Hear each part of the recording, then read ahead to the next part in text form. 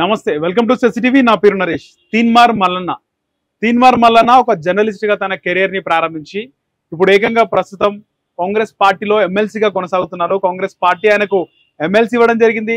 గతంలోనూ Congress party MLC ఇచ్చింది, ఓడిపోయిన తర్వాత ఇండిపెండెంట్ గా ఎమ్మెల్సీగా పోటీ చేయడం జరిగింది పట్టభద్రుల నియోజకవర్గం. అక్కడ మళ్ళీ ఆయన చివరి నిమిషంలో అంటే దాదాపు గెలుపు ఖాయమన్నట్టుగానే తీన్మార్ మల్లన్న ఓడిపోవడం జరిగింది. ఆ తర్వాత ఆయన భారతీయ జనతా పార్టీలో చేరిండు. ఆ తర్వాత పార్టీ నుంచి బయటకు వచ్చిండు. 7200 నే గొప్ప భారతీయ జనతా పార్టీకి అంటే అని తీన్మార్ మల్లన్న అనడం జరిగింది. ఆ తర్వాత కాంగ్రెస్ పార్టీలో ఆయన జాయిన్ అవ్వడం, మొత్తం ప్రచారానికి సంబంధించి కాంగ్రెస్ పార్టీ ప్రచార కమిటీ చైర్మన్ గా అంటే ఒక ప్రచార బాధ్యతలను తీన్మార్ మల్లన్న తీసుకున్నాడు. సో తీన్మార్ మల్లన్నకు ఒక మంచి పదవి ఇచ్చింది కాంగ్రెస్ పార్టీ ఎన్నికలకు ముందు. ఎందుకంటే కాంగ్రెస్ పార్టీ తీన్మార్ మల్లన్న ఒక మొట్టమొదటి వ్యక్తి కేసీఆర్ లాంటి ఒక పెద్ద శక్తి పైన పోరాటం స్టార్ట్ చేసిండు అని గుర్తించి ఆయన హక్కున చేర్చుకొని మొత్తం 119 నియోజకవర్గాల్లో తీన్మార్ మల్లన్న అందరు అభ్యర్థులకు ఆయన ప్రచారం చేయడం జరిగింది. ఆ తర్వాత లోక్సభ ఎన్నికలకు సంబంధించి తీన్మార్ మల్లన్న ముఖ్యంగా భువనగిరి సీట్ ఆశించిండు. ఆయన సొంత లోక్సభ నియోజకవర్గం భువనగిరి టికెట్ ఆశించిండు. అక్కడ బీసీ బిడ్డ కనుక నిల్చుంటే ఖచ్చితంగా గెలుస్తానని చెప్పి ఆశించినప్పటికీ కూడా అక్కడ కోమటిరెడ్డి బ్రదర్స్ ముఖ్యంగా రాజగోపాల్ రెడ్డి సతీమణి లక్ష్మి అన్నారు. చివరికి జానారెడ్డి కుమారుడికి టికెట్ రావడం, ఆయన కూడా గెలవడం జరిగిపోయింది. మొత్తానికి తీన్మార్ మల్లన్నకు మొండి చేయించారు. ఆ తర్వాత ఆయనకి ఎమ్మెల్సీ ఇస్తానని చెప్పడం, ఆయన ఎమ్మెల్సీ ఇవ్వడం, గెలవడం ఇవన్నీ కూడా జరిగిపోయాయి. ఇప్పుడు తీన్మార్ మల్లన్న టార్గెట్ ఏముంటే ఎమ్మెల్సీగా గెలిచిన తర్వాత ఒకవేళ కాంగ్రెస్ పార్టీ మంత్రివర్గం విస్తరణ చేస్తే ఆయనకు ఒక మంత్రి వచ్చే అవకాశం ఉంది. విస్తరణలో ఆయనకు ఒక మంత్రి పదవి వస్తుంది అనుకున్నాడు. విస్తరణ లేదు, ఏం లేదు, ఇంకా మంత్రి పదవి రాదనుకున్న తీన్మార్ మల్లన్న బీసీ నినాదాన్ని ఎత్తుకున్నాడని చెప్పేసి రాజకీయ విశ్లేషకులు అంటున్నారు. వాస్తవానికి ఆయన షైన్ కావాలంటే ఖచ్చితంగా ఏదో ఒకటి చేయాల్సిందే. ఆయన కాంగ్రెస్ పార్టీలోనే ఉంటూ కాంగ్రెస్ పార్టీ ఎమ్మెల్సీగా గెలిచిండు. ఇప్పుడు ఆయన బీసీ నినాదం ఎత్తుకుంటూ బీసీ సీఎంఏ ధ్యేయంగా ఆయన పనిచేస్తుండు. రాబోయే 2028లో బీసీ ముఖ్యమంత్రి కావాలి అని చెప్పేసి తీన్మార్ మల్లన్న మొన్న వరంగల్ సభలో కూడా అన్నాడు. చివరి ఓసీ ముఖ్యమంత్రి రేవంత్ రెడ్డి మాత్రమే అని చెప్పి తీన్మార్ మల్లన్న అనడం అక్కడితో ఆగకుండా ఏదైతే కులగణకు సంబంధించి కులగణన రిపోర్ట్ అసెంబ్లీలో పెట్టే సందర్భంలో ఇది కులగణన రిపోర్ట్ కాదు, ఇది రాంగ్ రిపోర్టు, ఈ కులగణన రిపోర్ట్ ని ఉచ్చవోసి తగలబెట్టండి అని చెప్పేసి తీన్మార్ మల్లన్న అన్నాడు. చాలా వైరల్ అయింది. ఒక ప్రభుత్వం ప్రతిష్టాత్మకంగా తీసుకున్నటువంటి కులగణన రిపోర్ట్ ని ఉచ్చబోసి తగలబెట్టాలా, తీన్మార్ మల్లన్న నీకు కళ్ళు నెత్తికెక్కాయని చాలా మంది మాట్లాడారు. అంతటితో ఆగిండా తీన్మార్ మల్లన్న అంటే? ఆగలేదు. తీన్మార్ మల్లన్న ఏమన్నాడు, రాష్ట్రంలో బీసీల కంటే నక్కలు ఎక్కువ ఉన్నాయి, రాష్ట్రంలో బీసీల కంటే కుక్కలు ఎక్కువ ఉన్నాయి. అంటే ఇక్కడ బీసీల జనాభా తగ్గింది అని చెప్పేసి రిపోర్ట్ ఇచ్చిరు, బీసీ జనాభాలను తగ్గించి రిపోర్ట్ ఇచ్చారు. కానీ కుక్కల జనాభా పెరిగింది, నక్కల జనాభా కూడా పెరిగింది. అంటే ఇక్కడ బీసీ ఎస్సీ ఎస్టీకి సంబంధించి ఎస్సీ ఎస్టీ కాకుండా బీసీ ఏవైతే బీసీ జనాభా ఉందో గత కంటే ఇప్పుడు తగ్గింది, కానీ ఓసీ సంఖ్య పెరిగింది. ఈయన ఓసీలకు సంబంధించి ముఖ్యంగా రెడ్లు లేదా వెలమలకు సంబంధించి వాళ్ళను కుక్కలు నక్కలుగా తీన్మార్ మల్లన్న పోలుస్తూ అగ్రెసివ్ గా మాట్లాడినాడు. ఇప్పుడు తీన్మార్ మల్లన్న పైన రెడ్డి సంఘం నాయకులు కూడా సీరియస్ అయినారు. పాపం పోనీ అని రేవంత్ రెడ్డి పిలిచి ఎమ్మెల్సీ పదవి ఇస్తే మొత్తం ముఖ్యమంత్రికే నువ్వు అగెనెస్ట్ మాట్లాడతావా, మమ్మల్ని రెడ్లను పట్టుకొని నువ్వు కుక్కలు నక్కలు అంటావా?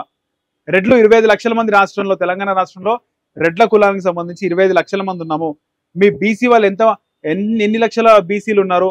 మీ కులంకి సంబంధించి అంటే తీన్మార్ మల్లన్నది మున్నూరు కాపు కులం, మున్నూరు కాపు కులానికి సంబంధించి ఎంత జనాభా ఉంది? మా రెడ్లందరూ ఒకటే, మీ కులం పైన పడితే నువ్వు తట్టుకుంటావా అని చెప్పేసి ఇప్పటికే రెడ్డి సంఘం నాయకులు ముఖ్యంగా రెడ్డి సంఘం మహిళలు మాట్లాడుతున్నారు. అక్కడితో ఆగకుండా తీన్మార్ మల్లన్న చేసిన కామెంట్స్ పైన కాంగ్రెస్ పార్టీ అధిష్టానం కూడా సీరియస్ గా ఉంది. కాంగ్రెస్ పార్టీ క్రమశిక్షణ చర్యలకు సంబంధించి తీన్మార్ మల్లన్న పైన క్రమశిక్షణ చర్యలు తీసుకునేందుకు ఆల్రెడీ క్రమశిక్షణ సంఘం ఒక లేఖను కూడా ఇవ్వడం జరిగింది. సో ఇలాంటి పొజిషన్ లో రాష్ట్రంలో కాంగ్రెస్ పార్టీ ప్రభుత్వం ఉంది, ఆల్రెడీ ప్రభుత్వం చిక్కుల్లో ఉంది, మైనస్ లో ఉంది. ఈ టైంలో ఆ పార్టీకి చెందినటువంటి నాయకులు రెబల్ గా మారి ఏదైనా ఒక సామాజిక అంశాన్ని తీసుకొని ప్రభుత్వం పైన వ్యతిరేకంగా మాట్లాడినప్పుడు ఇక్కడ క్రమశిక్షణ చర్యలు లేదా ఏదైనా అపాలజీ ఇవ్వాలని చెప్పి లెటర్ ఇవ్వడం కాదు, తక్షణమే తీన్మార్ మల్లన్న లాంటి చీడ పురుగును పార్టీ నుంచి సస్పెండ్ చేయాలి, ఆయన ఎమ్మెల్సీ పదవిని కూడా ఊడగొట్టాలని చెప్పేసి ఇప్పటికే కాంగ్రెస్ నాయకులు డిమాండ్ చేస్తున్నారు. సో మొత్తం తీన్మార్ మల్లన్న మాట్లాడిండు, అసలు ఫ్యూచర్ ఏమన్నా అర్థమవుతుందా అని చాలా మంది మాట్లాడుతుంటే, మరోవైపు రాజకీయ విశ్లేషకులు మాట్లాడుతున్న మాట ఏంటంటే, ఇక్కడ రేవంత్ రెడ్డి కులగణన ఈ ఇష్యూ నడుస్తున్నప్పుడు తీన్మార్ మల్లన్న ఇలాంటి ఒక హాట్ కామెంట్ చేయడం, అగ్రవర్ణాలని గతంలో ఎప్పుడు కూడా ఎస్సీలు బీసీలు ఎవరు కూడా తిట్టలేదు. కానీ Teenmar Mallanna for the first time ఓసీలను పట్టుకొని కుక్కలు నక్కలు అంటుండు, ముఖ్యంగా రెడ్లను కుక్కలు నక్కలు అంటుండు అనే మాట రాష్ట్రంలో వైరల్ అవుతుంది. అప్పుడు కాంగ్రెస్ పార్టీ రేవంత్ రెడ్డి వర్సెస్ తీన్మార్ మల్లన్న రాష్ట్రంలో ఇవే నడుస్తూ ఉంటాయి. కేటీఆర్ బీఆర్ఎస్ ఇవన్నీ కూడా ఎవరు పట్టించుకోరు, ఇవన్నీ డైవర్టింగ్ పొలిటికల్ డైవర్షన్ ఇదంతా అని చెప్పేసి కొంతమంది రాజకీయ విశ్లేషకులు మాట్లాడుతున్నారు. మొత్తానికైతే తీన్మార్ మల్లన్నపై ఆల్రెడీ టీపీసీసీ అధ్యక్షుడు మహేష్ కుమార్ గౌడ్ కానీ, మంత్రి సీతక్క, పొంగులేటి శ్రీనివాసరెడ్డి, కొండా సురేఖ మంత్రులు వీళ్ళందరూ కూడా సీరియస్ గా ఉన్నారు. సో రేవంత్ రెడ్డి నిర్ణయం ఫైనల్ గా తెలుస్తుంది. హైకమాండ్ కూడా తీన్మార్ మల్లన్నపై సీరియస్ గా ఉన్నట్టు తెలుస్తుంది. మొత్తానికి ఆయన పదవి బూస్ట్ అన్నట్టుగా తెలుస్తుంది. ఒకవేళ కాంగ్రెస్ పార్టీ కనుక తీన్మార్ మల్లన్నను బహిష్కరిస్తే తీన్మార్ మల్లన్న ఫ్యూచర్ ఏంటి అనేది కూడా సందేహంలో పడే అవకాశం అయితే ఉంది. సో మీరేమనుకుంటున్నారో కింద కామెంట్ సెక్షన్ లో కామెంట్ చేయండి. అలాగే మన ఛానల్ ని సబ్స్క్రైబ్ చేసుకోండి. ఈ చేసినట్టు మనసులో ఉన్నదే మాట్లాడుతున్నాం ఎల్ఓపి గారు, దయచేసి ఆయన మనసులో మీ మనసులో ఉంది నేను మాట్లాడాలంటే ఎట్లా సార్? ఇప్పుడు నేను ఏమంటున్నాను సార్, కనీసం తెలంగాణ రాష్ట్రంలో అధ్యక్ష సమగ్ర కుటుంబ సర్వే చేసినటువంటి వాళ్ళు తెలంగాణ రాష్ట్రంలో పందులు ఎన్నున్నాయో చెప్పారు కానీ బీసీలు ఎంత మందిరో చెప్పలేదు అధ్యక్ష. ఇప్పటి వరకు పందులు ఎన్నున్నాయో చెప్పారు కానీ ఈ రాష్ట్రంలో కుక్కలు ఎన్నున్నాయి, నక్కలు ఎన్నున్నాయో లెక్కలు చెప్పినటువంటి వాళ్ళు ఇవాళ కాంగ్రెస్ పార్టీ ప్రభుత్వం బీసీల లెక్కలను తీసుకొచ్చి మా ముంగడ పెడతా ఉంటే పాపం ఆపోజిషన్ లో ఉన్నటువంటి నాయకులు తీన్మార్ మల్లన్న గారు కూడా నా ప్రభుత్వాన్ని నేను స్వేచ్ఛగా అడుగుతా ఉన్నా 2011 లెక్కలు ఎస్సీ వర్గీకరణ కోసం, తాజాగా బీసీల కోసం ఈ లెక్కలు ఎందుకు తీసుకుంటున్నారని నా ప్రభుత్వాన్ని నేను అడుగుతా ఉన్నా.